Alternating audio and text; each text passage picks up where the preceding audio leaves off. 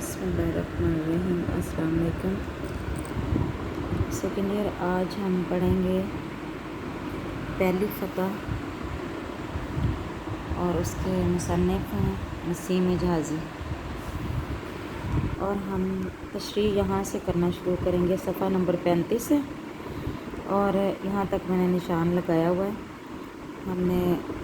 हफ्ते का हमारा लेक्चर यहाँ तक जो है वो तशरीह का हो चुका था। अब हम यहाँ से पढ़ेंगे कि अगर हम यहाँ से कतरा कर निकल गए। पिछली सारी जो है वो आपके सामने है सूरत हाल कि जिस कदर यहाँ मुश्किलात का सिपाहियों को सामना करना पड़ रहा है, तो इस मुश्किल को देखते हुए कोई हिकमत अमली इख्तियार करने की तरफ जो है वो तवज्जो दी जा रही है, जिसके लिए मजलिस शूरा जो है वो बुलाई गई है मोहम्मद बिन कासिम की तरफ से। और तमाम सिपा सालार जो हैं उनसे मशवरा लिया गया कि क्या करना चाहिए, इस मुश्किल पे काबू पाने के लिए हमें क्या तरीक़ेकार इख्तियार करना चाहिए। तो कुछ लोगों ने कुछ सिपा सालारों ने ये मशवरा दिया है कि हमें साहिल की तरफ से होते हुए जो है दीबल की तरफ बढ़ जाना चाहिए। लेकिन वो ये समझता है, मोहम्मद बिन कासिम ये समझता है कि अगर हमने अपना अकब दुश्मन से खाली ना किया तो पीछे से हमें हमले का ख़तरा रहेगा। और अगर हम यहाँ इस किले को, जो कि उनकी मजबूत जो है वो चौकी है, अगर उसको हम फ़तह करके आगे बढ़ेंगे तो ये होगा कि यहाँ से जो सिपाही बच जाएंगे, जो यहाँ से फ़रार होंगे, तो वो यकीनन जो हैं शिकस्त खुर्दा ज़हनियत के साथ हमारा मुकाबला करेंगे दीबल में। शिकस्त खुर्दा ज़हनियत मैंने आपको पहले बताया, मुकाबले में हार जाने के बाद जो ज़हनी तौर पर इंसान मरूब हो जाता है कि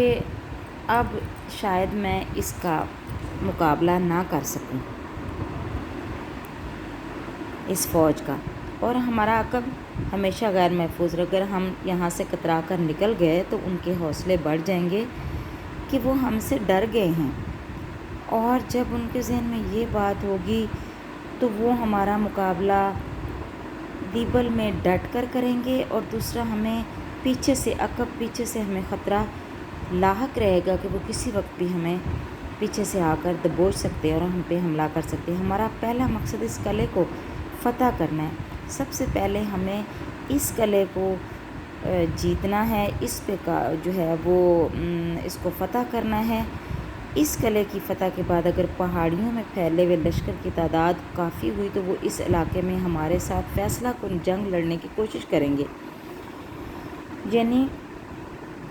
किला जब हम फ़तह कर लेंगे तो इधर उधर जो बिखरे हुए सिपाही हैं, अगर वो तादाद में ज़्यादा हुए तो वो यकीनन हमारा मुकाबला करेंगे। और मुकाबला भी ऐसा करेंगे कि जो फ़ैसला कुन होगा, जिसमें ये वाज़े तौर पर सामने बात आ जाएगी कि किसकी जीत हुई और किसकी हार। और इसमें भी हमारी बेहतरी है, यानी ये सब कुछ करने में हमारी बहुत बेहतरी है। मैं समझता हूँ कि हमारी पेशकदमी रोकने के लिए इस किले के मुहाफ़िज़ों की ज़्यादा तादाद आसपास की पहाड़ियों पर मुनक़सिम है, यानी मुनक़सिम तक़सीम हुई है। मोहम्मद बिन कासिम ये कहते हैं कि मेरा ये ख़्याल है कि ज़्यादातर सिपाही जो हैं वो किले में नहीं होंगे, वो इधर उधर अपनी अपनी नशिस्तें संभाले हुए होंगे और मुकाबला करने के लिए वो आस-पास की पहाड़ियों पर उनके सिपा सालार ने यकीनन उनको तक़सीम कर रखा होगा। वो ज़ाहिर है जब एक तरफ जो है वो जंग का ख़तरा सर पर मंडला रहा है तो वो किले के अंदर कैसे जो है वो बैठ सकते हैं। तो किले की हिफाजत के लिए कुछ लोगों को वहाँ पे तैनात किया हुआ होगा, लेकिन ज़्यादातर जो हैं वो किले से बाहर होंगे। मैं आज सूरज निकलने से पहले इस किले पर हमला करना चाहता हूँ। वो ये कह रहे हैं कि मैं इस पर हमला करना चाहता हूँ और मेरा ये ख़्याल درست ثابت ہوگا کہ وہاں پہ زیادہ سپاہی نہیں ہوں گے، اور جب ہمارا اس پر قبضہ ہو جائے گا تو پھر جو ہے جو ادھر ادھر کے سپاہی ہیں وہ اکٹھے ہو کر ہمیں ان کی تعداد کا بھی اندازہ ہو جائے گا، اور پھر ایک فیصلہ کن جنگ کے بعد ہم آگے بڑھ سکیں گے جو ہمارا ٹارگٹ ہے۔ اس مقصد کے لیے میں اپنے ساتھ 500 سپاہی پیادہ سپاہی لے جانا چاہتا ہوں۔ پیادہ یعنی پیدل سپاہی جو ہیں میں اپنے ساتھ اس مقصد کے لیے میں 500 سپاہی جو ہیں ان کو اپنے ساتھ لے جانا چاہتا ہوں، اور ان کی ہمراہی میں میں اس قلعے پر حملہ کرنا چاہتا ہوں، اس کو فتح کرنا چاہتا ہوں۔ آپ باقی فوج کے ساتھ رات بھر پیش قدمی جاری رکھیں، یعنی باقی جو فوج ہے وہ یہاں رہے اور اسی طرح سے مقابلہ جاری رہے، آگے بڑھتے رہو، اور بھیم سنگھ کی جو فوجیں ہیں ان کا مقابلہ کرتے رہو۔ اس کا نتیجہ یہ ہوگا کہ یہ لوگ چاروں اطراف کا خیال چھوڑ کر آپ کا راستہ روکنے کی فکر کریں گے۔ کہہ رہے ہیں کہ میرا یہ خیال ہے کہ میں 500 سپاہیوں کو لے کر قلعے کی طرف جو ہے وہ پیش قدمی کرتا ہوں، ادھر جاتا ہوں، اور باقی لوگ ادھر دشمن کی فوج کو کیا کریں، انگیج رکھیں، مصروف رکھیں، تاکہ وہ ادھر مصروف رہیں اور قلعے کی طرف وہ نہ آ سکیں۔ تو یہ کہہ رہے ہیں کہ یہ چاروں اطراف کا خیال چھوڑ کرنا، یعنی ان کے ذہن میں یہ نہیں ہوگا کہ کوئی اس طرح سے قلعے پہ بھی جو ہے وہ حملہ کر سکتا ہے، کیونکہ انہیں معلوم ہے کہ دشمن کی فوج ادھر ہمارے سامنے جو ہے وہ مقابلہ کرنے کے لیے کھڑی ہے۔ تو اس طرح سے وہ ہر طرف کا خیال چھوڑ کر تمہاری طرف ہی جو ہے وہ اپنی توجہ رکھیں گے، اپنا خیال رکھیں گے اور اسی کی فکر کریں گے۔ چاندنی رات میں آپ کے لیے آگے بڑھنے کا راستہ زیادہ خطرناک ثابت ہوگا۔ چاندنی رات میں ظاہر ہے جب ہر طرف روشنی ہوگی تو انہیں دشمن کو صاف اور واضح طور پر وہ تمام حرکات و سکنات سپاہیوں کی سامنے ہوں گی اور وہ دیکھ سکے گا۔ لہٰذا اگر صبح تک آپ کو قلعہ فتح ہو جانے کی خبر پہنچ جائے تو آپ پیش قدمی روک کر میرے احکام کا انتظار کریں، یعنی صبح ہونے تک اگر یہ خبر، اگر یہ جو ہے اطلاع تم لوگوں تک آ جائے کہ قلعہ فتح ہو چکا ہے تو بے شک قدمی جو ہے وہ تم روک دینا، آگے بڑھنا روک دینا، جب تک میرا اگلا حکم جو ہے وہ نہ آئے، یعنی جو میں اس کے بعد تم لوگوں کو کہوں گا اس کا انتظار کرنا، اور قلعہ فتح ہونے کے لیے جو ہے وہ میں جو ہے وہ کیا ہوں، میں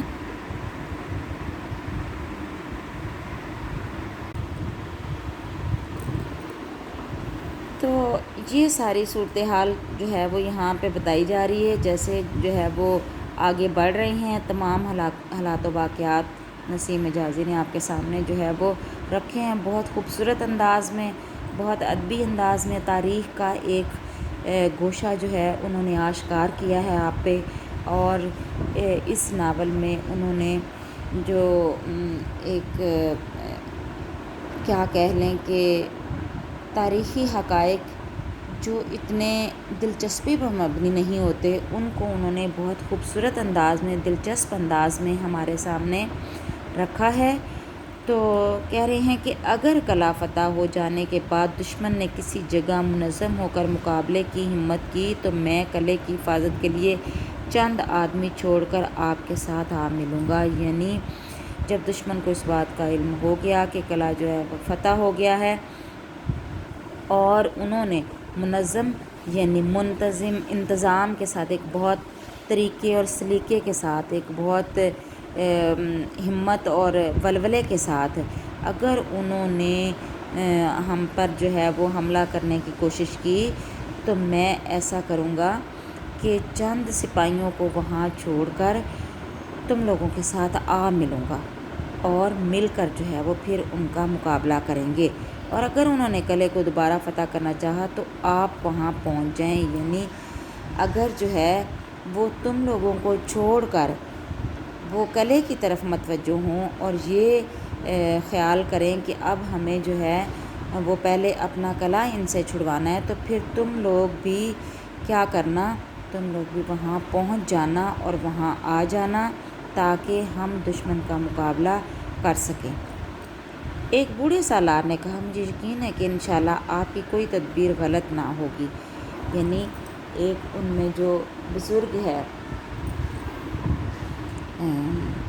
سالار، اس کا یہ خیال ہے، وہ یہ کہتا ہے کہ مجھے یقین ہے جتنے آپ سمجھدار ہیں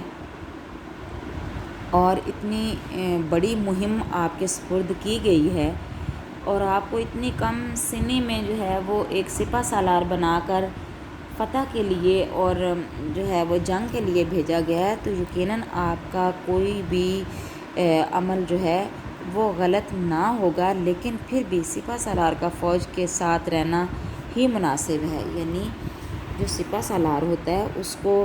الگ نہیں ہونا چاہیے اپنی فوج سے، کیونکہ وہی سپاہیوں کی جو ہے وہ کیا ہوتا ہے، وہ ایک شان ہوتا ہے، ان کا ولولہ ہوتا ہے اور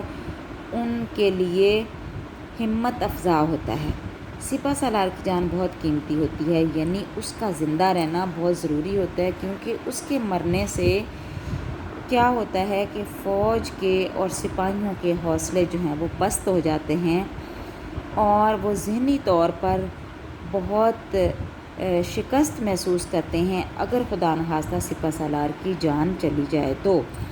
وہ فوج کا آخری سہارا ہوتا ہے، یعنی وہ سپاہیوں کا، وہ فوجیوں کا جو ہے وہ کیا ہوتا ہے، وہ سہارا ہوتا ہے، اسی کے دماغ سے انہوں نے جنگ لڑنی ہوتی ہے، اسی کی تدبیر سے انہوں نے آگے بڑھنا ہوتا ہے، اسی کی حکمت عملی سے انہوں نے جیتنا ہوتا ہے۔ اگر اس خطرناک مہم میں آپ کو کوئی حادثہ پیش آ گیا تو یہ بوڑھا سپہ سالار کہہ رہا ہے، انورٹڈ کامرز میں اس کی ساری جو ہے وہ دی ہوئی ہے، کہہ رہے ہیں کہ اگر ظاہر ہے جب آپ جنگ کے لیے نکلتے ہیں، لڑنے کے لیے نکلتے ہیں تو کچھ بھی ہو سکتا ہے، اس میں آپ کی اپنی جان جانے کا بھی خطرہ 100% 100% موجود ہوتا ہے اس میں، کہ دشمن جو ہے اس کا وار آپ پہ بھی اتنا ہی کارگر ثابت ہو سکتا ہے جتنا سپاہیوں پر، لہٰذا وہ کہہ رہا ہے کہ اگر کوئی حادثہ یعنی آپ کے ساتھ کچھ ہو جاتا ہے، شہید ہو جاتے ہیں آپ، تو پھر جو ہے یہ بہت مشکل ہو جائے گی۔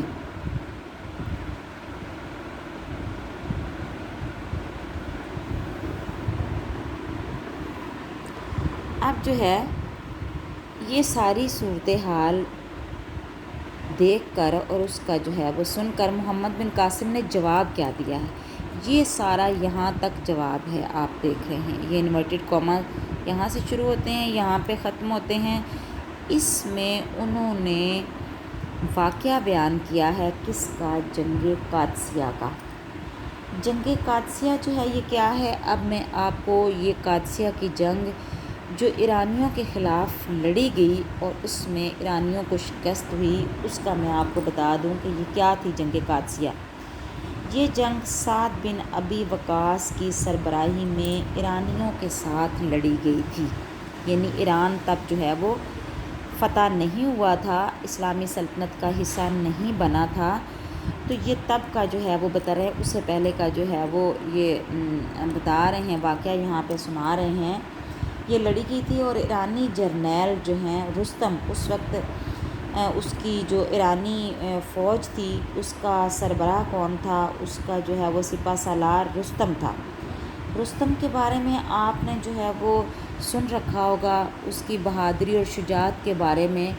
اکثر جو ہے وہ اس میں ہم ادب میں اس کا جو ہے وہ ذکر پڑھتے ہیں۔ ایک ڈرامہ بھی جو ہے وہ لکھا ہے رستم و سراب، اس نے آغا حشر کاشمیری نے جو ہے وہ لکھا ہے، تو وہ جو ہے اس کی بہادری اور شجاعت کے بہت جو ہے وہ چرچے تھے، اور وہ بڑا جری جو ہے وہ جرنیل تھا۔ تو کہہ رہے ہیں کہ اس جنگ قادسیہ میں وہ جو ہے وہ کیا وہ مارا گیا، اور اس طرح ایرانیوں کے حوصلے پست ہو گئے، اور مسلمانوں کو اس جنگ میں، کون سی جنگ میں، جنگ قادسیہ کی بات کر رہی ہوں، آپ نے ان ساری چیزوں کا حوالہ دینا ہوتا ہے، اور ان کے بارے میں جو ہے بہت زیادہ تفصیل سے نہ صحیح لیکن ان کا حوالہ دینا ضروری ہوتا ہے کہ جنگ قادسیہ کیا تھی۔ تو آپ نے مختصر بیچ میں یہ جو میں بتا رہی ہوں، یہ تشریح میں آپ لکھیں گے، آپ کی انفارمیشن جو ہے وہ کاؤنٹ ہوتی ہے کہ آپ کے پاس کتنی معلومات ہے،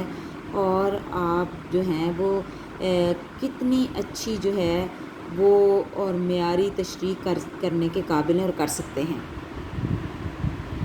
اب ہم آ جاتے ہیں جنگ قادسیہ کی طرف۔ رستم جو ہے اس کا بھی میں آپ کو بتا دوں، رستم مارا گیا، اس میں ذکر ہے اس کا، رستم کا بھی۔ تو کہہ رہے ہیں کہ ایرانی، پہلے میں آپ کو بتا چکی ہوں کہ ایرانی فوج کا سپہ سالار تھا جو جنگ قادسیہ میں مسلمانوں کے خلاف جو ہے وہ لڑی گئی، اور وہ اس کی جو طاقت ہے اور اس کی جو شہرت ہے اور اس کی مہارت وہ بہت مشہور تھی۔ وہ کبھی جو ہے وہ ہارا نہیں تھا۔ قادسیہ میں جو ہے وہ بلال بن علقمہ نے اس کو جو ہے وہ مارا، اور اس کے ہاتھوں یہ جو ہے یہ رستم مارا گیا۔ اس طرح مسلمانوں کو فتح ہوئی اس جو ہے وہ جنگ میں۔ یہ سعد بن ابی وقاص جو ہیں ان کی سربراہی میں جو ہے وہ لڑی گئی تھی، ابھی ان کا بھی جو ہے وہ یہاں پہ ذکر آئے گا۔ سعد بن ابی وقاص جو ہیں وہ صحابی رسول صلی اللہ علیہ وآلہ وسلم تھے، اور جنگ قادسیہ میں سپہ سالار تھے، اور جو ہیں وہ ان کا بہت مقام اور مرتبہ ہے، جو ہے وہ صحابیوں میں سے جو ہے وہ بہت کیا کہہ لیں کہ معزز صحابی جو ہیں وہ جانے جاتے ہیں۔ اب ہم انشاءاللہ نیکسٹ لیکچر میں یہاں اس کی جو ہے وہ تشریح کریں گے۔ یہاں سے ابھی میں نے آپ کو اس میں جتنی تلمیحات آئی ہیں ان کے بارے میں جو ہے وہ بتایا ہے۔ نیکسٹ لیکچر تک کے لیے اللہ حافظ۔